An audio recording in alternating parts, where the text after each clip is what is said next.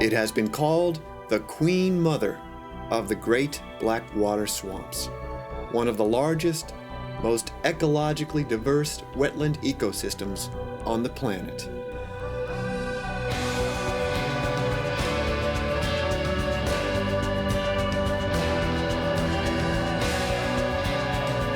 The Great Okefenokee.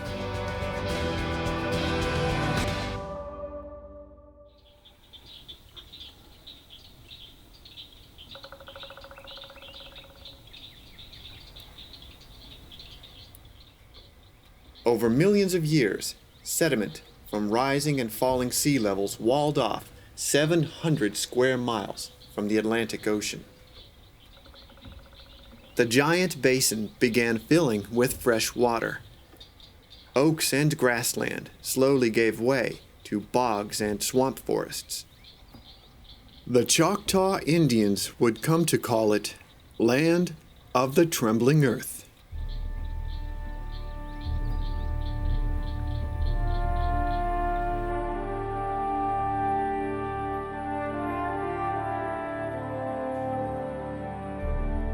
Just a few feet below the mirror-like surface, the sandy bottom is covered with peat, a thick layer of partially decayed plants and leaves. This rotting vegetation brews the swamp water into an acid-rich black tea, the lifeblood of the Okefenokee. More than 1,000 species of plants and animals thrive here. But there is no question who sits atop the food chain.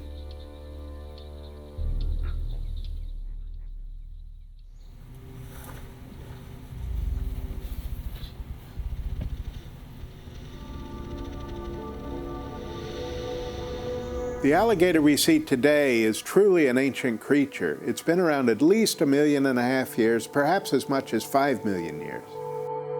In fact, the American alligator represents the end of a very long evolutionary history, dating back from the dawn of the dinosaurs. Alligators and dinosaurs both shared common ancestors more than 220 million years ago.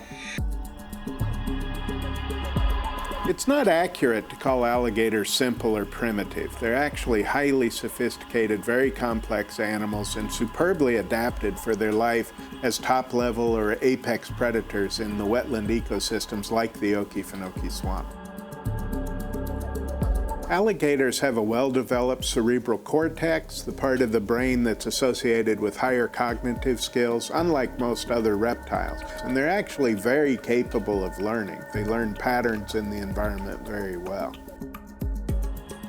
They have excellent eyesight. They see about as well as we do. And their hearing is quite good as well. Scattered densely all over the face of an alligator are little organs called integumentary sense organs that are little nerve cells that are highly sensitive to touch or vibration. And even in the complete absence of light or sound, alligators are able to perceive a single drop of water on the surface of the water and orient to that.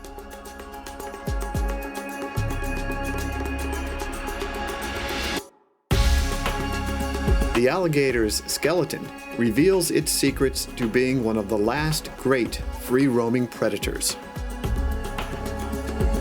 Unlike many modern reptiles, their skulls are solid, flexing very little.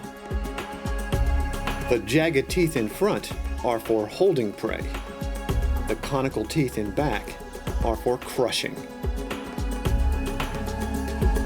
Like their ancient cousin, the T-Rex, gator skulls have large cavities to accommodate massive jaw muscles and to deliver bites measured at 3,000 pounds.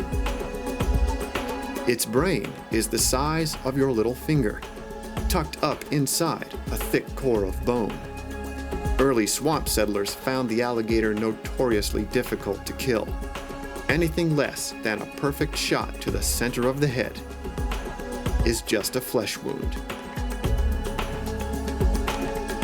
Very few animals have a larger increase in body mass from birth to maturity. An adult male can reach 16 feet and 1,200 pounds.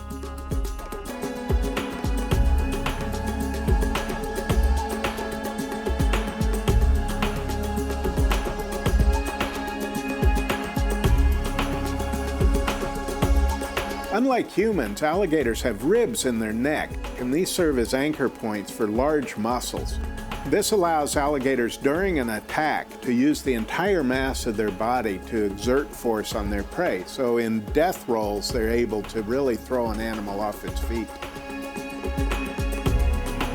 The gator's secret to incredible stealth lies deep inside its flexible rib cage. Alligators can fine-tune their depth in the water by shifting the position of their internal organs. Even a 1,000-pound gator can slip away silently, leaving hardly a ripple.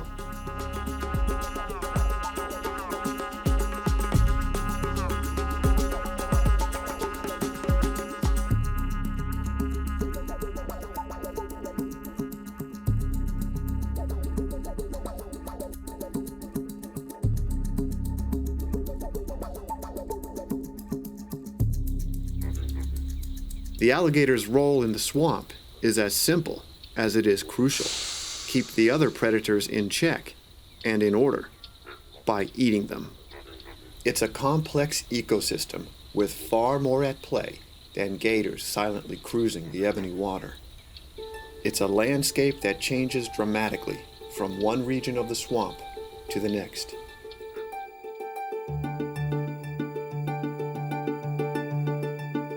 Great fields of water lily carpet miles of open prairie. Their broad leaves grow to the size of dinner plates, carrying out the task of photosynthesis, sending air down hollow stalks to the roots. Native Americans dried the lily stalks and pounded them into flour. Other parts of the plant were used for herbal medicines.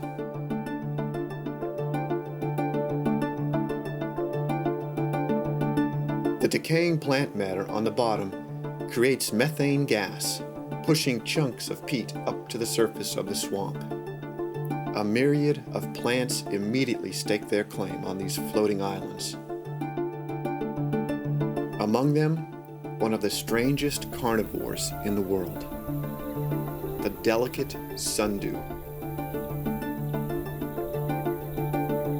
Each tentacle is covered with tiny hairs that secrete a sticky, sweet syrup, living flypaper.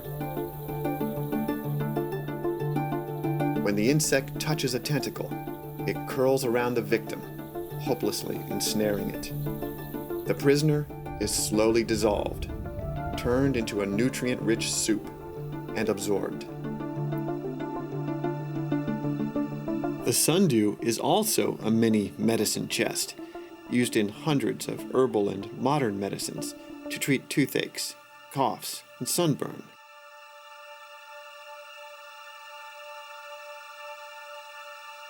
As the peat islands fill up with grasses, the tiny sundew is choked out. A different family of meat eaters soon take its place.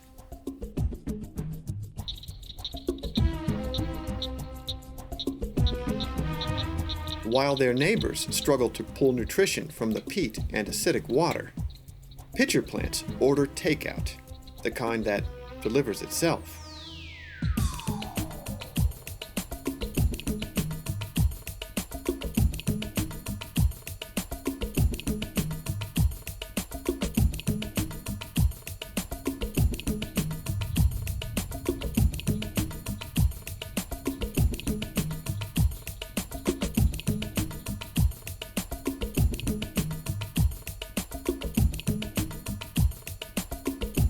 Pitcher plants emit a sweet nectar-like smell, or a foul decaying odor, luring insects into their tubes. Slippery sides and downward angled hairs force the victims down into a bowl of bacteria and digestive juices.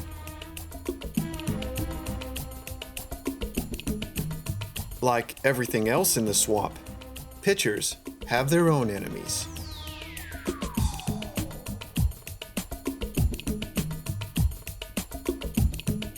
This ravaged parrot pitcher's last meal was a small army of ants.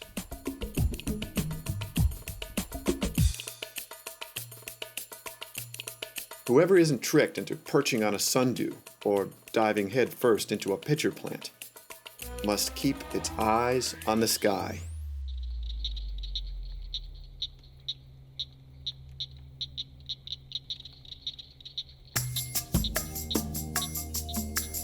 No insect is safe when dragonflies are about, and they're nearly everywhere in the swamp. Dragonflies are among the most ancient creatures on Earth, far older than gators or dinosaurs.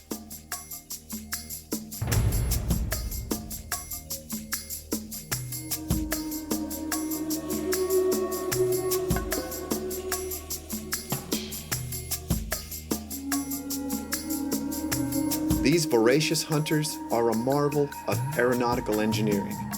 They can fly forward, backwards, or stop on a dime and hover.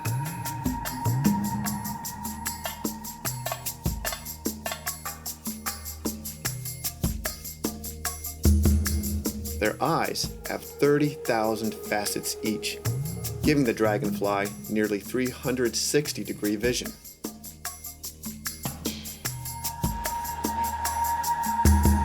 Some cruise around endlessly, looking for a meal or patrolling their territory. Others sit motionless, ready for just the right moment to pounce.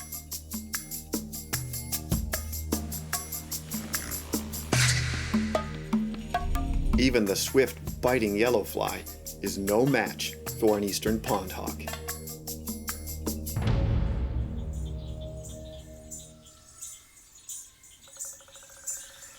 The Okefenokee is a quiltwork of prairies and lakes, connected by channels flowing through the swamp forest.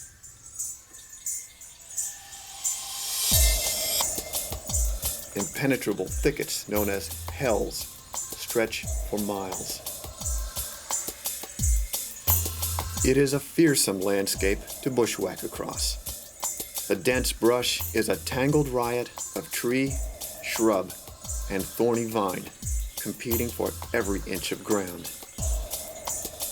Swamp lore is rich with haunting stories of adventurous or unlucky souls who lost their bearing and wandered for days or weeks in this no man's land.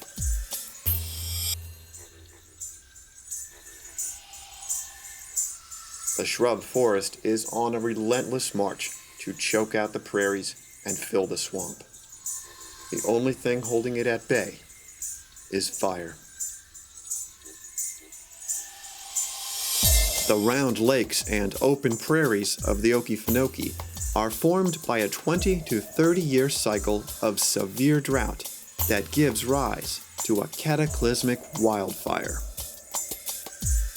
When the water is so low that even the peat is exposed and dry, roaring infernos burn down into the peat bed. Nothing is more destructive and essential to the health of this ecosystem.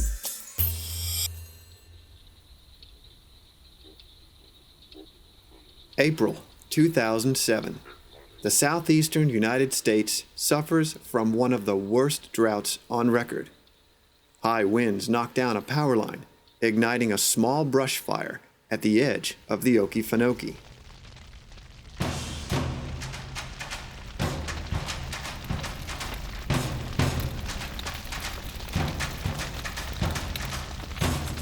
The parched forest is a tinderbox. The flames are unstoppable, raging for weeks.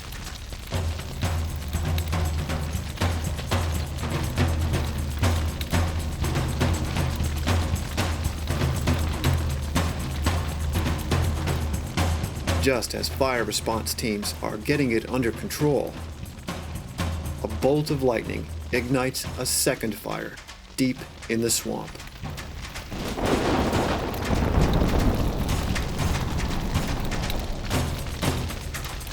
the two blazes merge.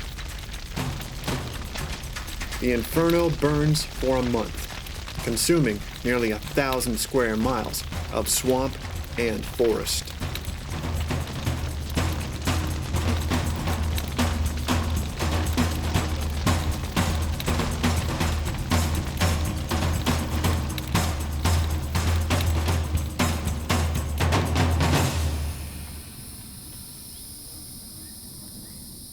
The swamp isn't devastated, it is rejuvenated.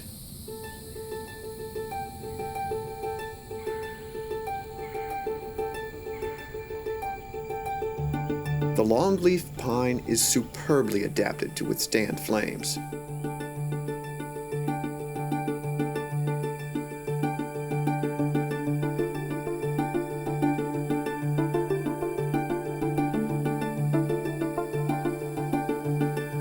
Over millions of years, it has evolved a thick, fire-resistant bark and holds its limbs up high, far away from brush fires. This ancient pine doesn't just withstand a good scorching, it regularly sheds its incredibly long needles, scattering the forest floor with fuel.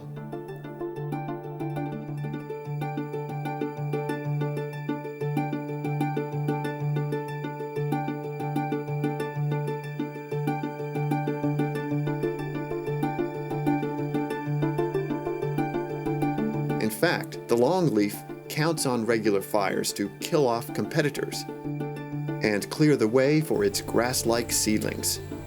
These too are designed to survive flames.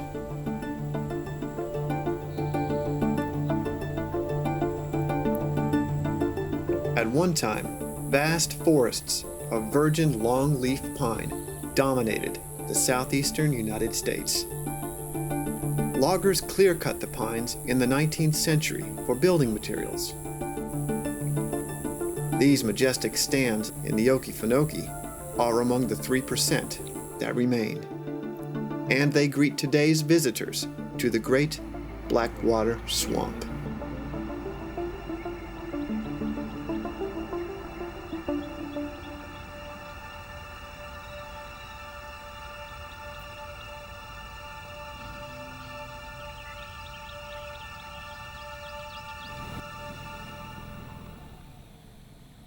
Chip Campbell has been guiding tours in the Okefenokee for more than a decade. His experience as a naturalist and search and rescue volunteer has taken him to nearly every corner of the swamp. Okefenokee Swamp is the queen mother of the Great Blackwater Swamps. The largest, most ecologically intact, one of the most biologically diverse wetland ecosystems of its type in the world. It's the largest of its type in North America. First and foremost, it's one of the largest tracts of really wilderness land, wild land, that we've got outside the southern Appalachians in the eastern United States. It's a huge place. You can see it from satellite photographs. This canal is a century-old reminder of the days when humans tried to tame the Okefenokee. In 1891, investors bought the swamp from the state of Georgia with dreams of draining it, getting rich from logging and fertile cropland. They enlisted steam shovels, convict labor, and even gold miners to cut 11 miles deep into the heart of the swamp. But the brutally hard conditions and falling lumber prices conspired to kill the dream for a while. We do most of our traveling in the swamp on its boat trails. The old relic canals from human activity in the past and the natural river channels, creek channels of the Suwannee River headwaters.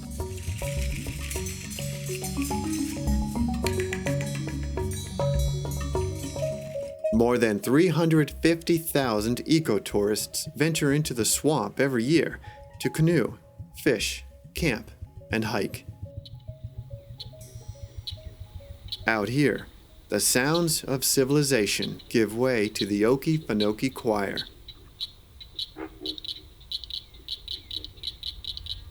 For nearly 7,000 years, this has been the anthem of Alligator Kingdom.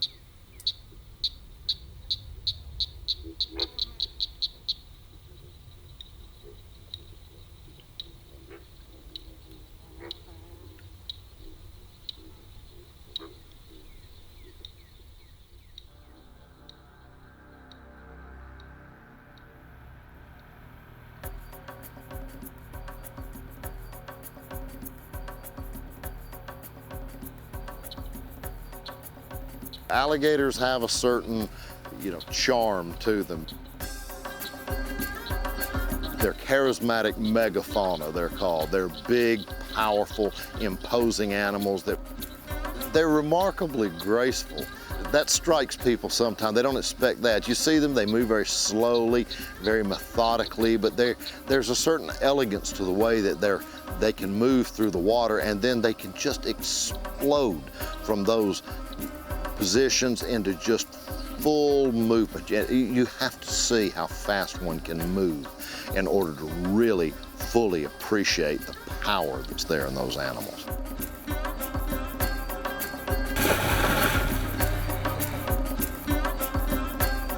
We've got a lot of alligators in Okefenokee Swamp.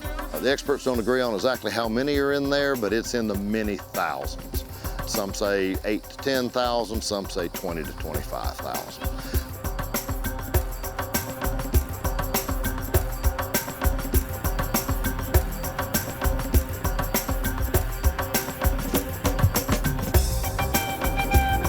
There are days, it seems like everywhere you look, you see something alive and moving.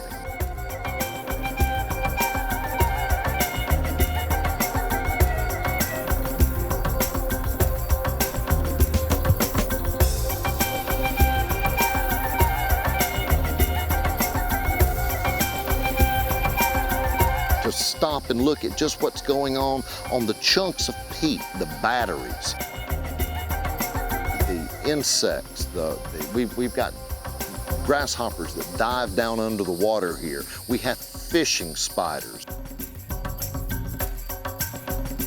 Now, we've got a number of different kind of creatures that you'll see down on a lower level. Well, if you just open your eyes and look,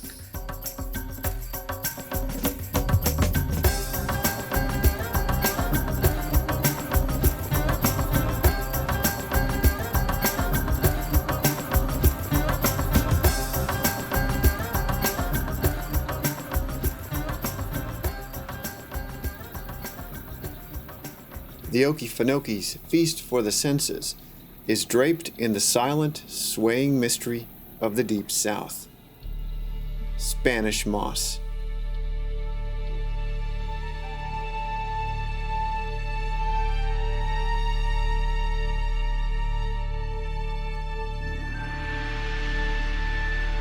Found only in humid coastal plain environments, it's not a true moss, but an epiphyte, a plant growing on another plant. But Spanish moss isn't a parasite.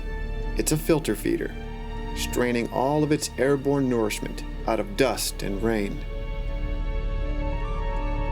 It embodies self-sufficiency and the spirit of the native people who roamed the Okefenokee for thousands of years. The last of the Creeks and Seminoles were driven out in the 1830s.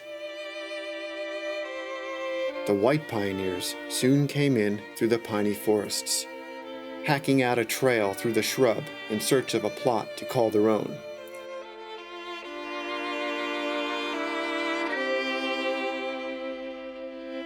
They laid claims on the swamp's fertile islands and made homesteads. Forging out into the swamp as a fishing and trapping ground, they hunted gators, raccoons, and otters for pelts as trade goods. The vast pine forests were tapped to make turpentine. Ingenuity and subsistence were the order of the day. By 1909, the lumber companies came calling again. More than 80% of the great virgin cypress were hauled out of the swamp before the timber market went bust in 1927. Just a few old-growth stands remain deep in the swamp.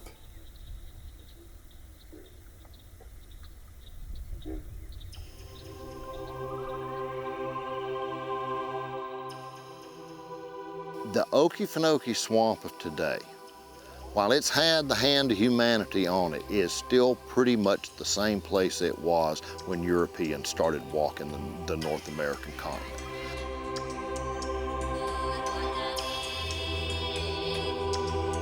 One of the beauties of Okefenokee is that it is a testament to the restorative powers of nature, the ability of nature to reclaim a landscape after we have exploited it.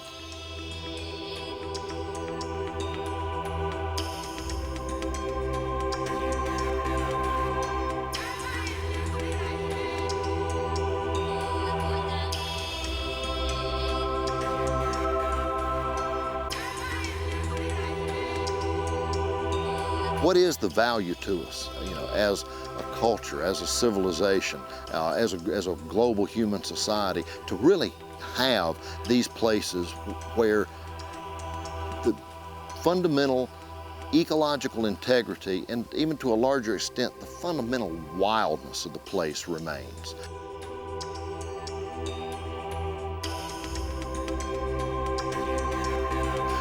You get out into the heart of the swamp and you're in a landscape that really is not a human landscape. It's a landscape that speaks to life across the ages. It's a landscape that you can see from a satellite photograph, the expansiveness of it all. Okefenokee is a fundamentally wild place. It is a true wilderness.